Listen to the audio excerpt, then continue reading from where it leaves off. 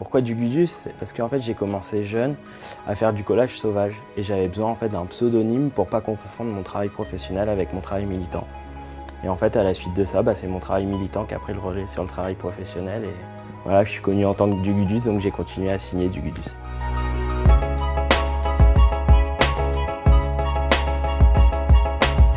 Très spontanément, moi je me suis dirigé vers une photo qui est connue de tous, qui fait en fait un peu une référence culturelle et historique commune.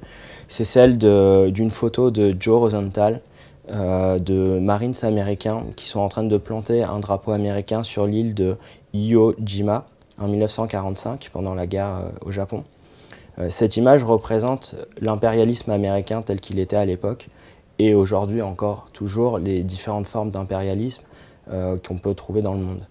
Vers de nouveaux chemins d'humanité, c'est vers où on tend. Moins d'impérialisme et plus d'humanité. Et ce que j'ai voulu, c'est faire en fait le contretemps en fait, de cette image qui représente son époque. Et aujourd'hui dire que le futur, on l'aimerait avec plus de solidarité, plus de partage, plus de mélange. Faire le lien entre une fête culturelle et un journal. Beaucoup de gens vont à la fête de l'UMA sans savoir que c'est un journal. Et pour moi, c'était vraiment le point le plus important à mettre en avant. C'est celui qu'on retrouve en fait dans le drapeau, qui est en fait le symbole du journal, mais qui est aussi par sa couleur le drapeau blanc, celui de la paix. Si on regarde aussi les couleurs, on a un dégradé de couleurs qui va vers le jaune représentant le soleil levant, donc le futur. Si on regarde le sol, c'est l'ancien monde, c'est celui qu'on ne veut pas. On peut voir sur le sac de la fille différents drapeaux. Celui de Cuba qui fête le 60e anniversaire de la Révolution, le drapeau de la République espagnole, le drapeau LGBT, une référence sur les luttes liées aux femmes, sans oublier le kéfier que porte cette fille. C'est une affiche que j'ai trouvée sur une brocante pendant mes études. Je devais avoir 19 ans, 20 ans. Une affiche de Michel Coirez. Cette affiche représente Karl Marx, très funky, pop, années 70, pour la fête de la jeunesse, qui marque en fait le début de mon intérêt pour le mouvement des jeunes communistes et aussi le début de mon engagement en tant que militant graphiste au sein de diverses causes.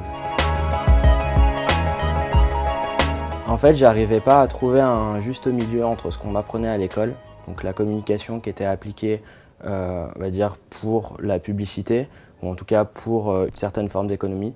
Et en parallèle de ça, moi j'ai évolué dans un milieu militant où le manque d'images se faisait ressentir.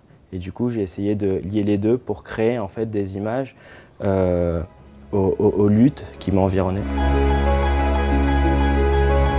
Pour moi, c'est un rendez-vous annuel, inconditionnel. J'y suis chaque année avec tous mes amis entourés.